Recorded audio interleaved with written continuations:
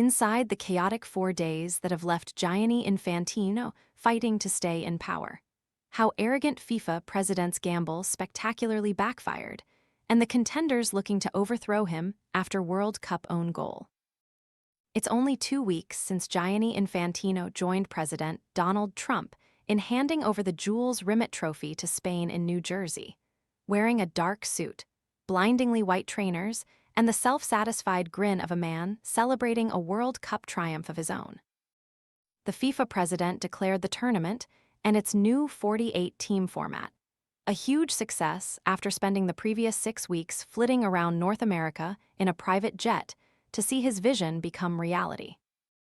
Anybody else might have been inclined to spend some time reflecting on a World Cup that produced more than its fair share of talking points, or even have some time off. He was already moving on to his next project, one that backfired spectacularly this week and has left the 56-year-old Swiss fighting to stay in power. So why is everyone suddenly talking about GLP-1? It's the hormone that helps control cravings, blood sugar, and appetite. Basically, it tells your brain you're full. Most GLP-1 supplements out there are actually cinnamon or turmeric in a capsule, Which don't actually support GLP-1. Edavita GLP-1 is different. It's the first capsule with Akkermansia, a gut bacteria linked to GLP-1 release. Plus berberine, green tea, grapeseed, hibiscus, and prebiotics to feed the good bacteria. Scan the QR code now or visit grabdeal.us/7 to explore the details. It took less than 4 days for his grand plan to sell off football's crown jewel to private investors for £3.1 billion to go up in smoke. From the bombshell news breaking at lunchtime on Tuesday to Infantino's humiliating statement in the early hours of Saturday confirming it has been scrapped in the face of widespread opposition. At the end of a seismic week for world football, it is hard to see how he can survive after leading confederations and even senior executives at FIFA turned on the embattled president. And UEFA made the first move towards removing him from office with a vote of no confidence on Saturday morning. Just days after lauding the 2026 World Cup as a huge, almost personal, success, Gianni Infantino saw his iron grip on FIFA's presidency unravel. How did Infantino, a skilled political figure, get it so horribly wrong? It was clear this wasn't going to end well from the immediate sense of shock and outrage when the Times revealed that Infantino wanted to create a subsidiary company called FIFA Forward Enterprise to run its flagship events, primarily the World Cup, in a deal that could be worth up to 15 billion. Private investors would have been able to buy stakes in FFE through a group led by Thrive Eternal, a U.S. venture capital company founded by Joshua Kushner, the brother of Trump's son-in-law Jared. The 211 member associations were offered a £30 cut if they agreed with the proposals by September 19. UEFA were the first to voice their opposition with a strongly worded statement agreed unanimously and co-signed by the English FA and Europe's other 54 associations. They criticized Infantino for a profound failure of leadership and presiding over governance by intimidation, adding, "None of us are the owners of football." It is not FIFA's to sell. UEFA followed that up with a threat to boycott the World Cup if Infantino refused to back down and abandon his plans. 2 other confederations then came out against Infantino on Thursday and Friday. CONCACAF, which represents 41 countries across North America, Central America, and the Caribbean, rejected the proposal and expressed deep concerns about the lack of due process surrounding the proposal and the artificially short deadline imposed. The Asian Football Confederation followed, saying, "Football should never have been placed in such a position. It has exposed fundamental weaknesses in FIFA's consultation and decision-making processes that must now be addressed." Infantino needed a majority of the 211 member nations to vote through his proposals, but already 136 of them were opposed to him. He doubled down on Friday morning when FIFA issued a statement insisting that nobody is selling football, but opposition was growing at an alarming rate. New Prime Minister Andy Burnham weighed into the controversy, questioning whether Infantino is the right man to lead FIFA anymore. "This was an outrageous suggestion," said Burnham. "The idea that it could even be brought forward, in my view, shows that the FIFA president is the wrong man to lead the organization."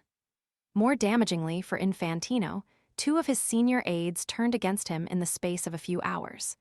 President of the U.S. Soccer Federation, Carlos Cordero, was a key Infantino ally before he fell on his sword. CONCACAF President Victor Montagliani has emerged as an early contender to stand against Infantino in March. Carlos Cordero, who was FIFA's representative on the White House Task Force for the World Cup and at Infantino's side throughout, said, "As a senior advisor to the FIFA president, a former banker, and a lifelong football fan, I cannot stand by while FIFA considers selling a stake in the World Cup. I had no involvement in this proposal, and I oppose it unequivocally. It is a bad deal for FIFA's member associations, a bad deal for football, and a bad deal for the long-term future of the game. Selling a permanent stake in football's most valuable asset to raise $2 billion makes little sense. It is mortgaging football's future without any compelling justification." If that wasn't bad enough for Infantino, FIFA's chief operating officer, Kevin Lammer, then quit, claiming that Infantino had deceived his own administration and accusing him of a lie by omission. He blasted the plans as the project of one person. "This lie and unilateral exercise of power are not trivial," added Lammer. "They are indicative of a lack of trust, a lack of transparency, a lack of discernment, a lack of good governance.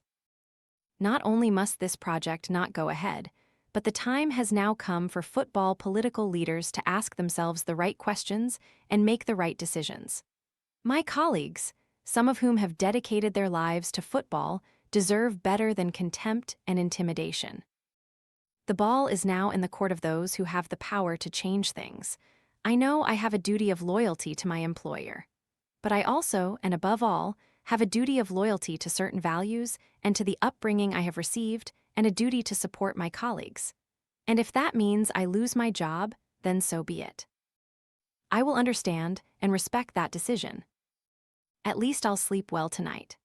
Shortly after midnight, Infantino inevitably bowed to the pressure and announced he was scrapping the proposals because it has become clear that the project has created divisions of a nature that, regardless of the level of support, are no longer in the interest of the objective set out in the first place.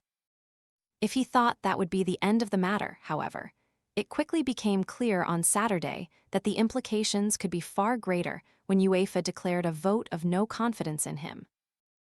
Europe's governing body hit out at Infantino for the shabby, backroom, opaque deal he hatched, and promised to work with the other confederations in world football to identify those responsible and hold them to account. It added, "This is a victory for the whole game, but it must not be the end of the story." The task of rebuilding trust in FIFA has only just begun. So, what next for Infantino? He has been in power for 10 years and was expected to win re-election for a fourth term unopposed at the next FIFA Congress in Morocco in March. But with support dwindling fast and UEFA on the warpath, it looks increasingly likely that a rival candidate will stand against him. CONCACAF President Victor Montagliani has emerged as an early contender, along with current FIFA General Secretary Matthias Grandstrom and Darius Mioduski, a vice president of the European Football Club's body. 2 weeks after he had the whole world in his hands, it feels as though Gianni Infantino's time is almost up.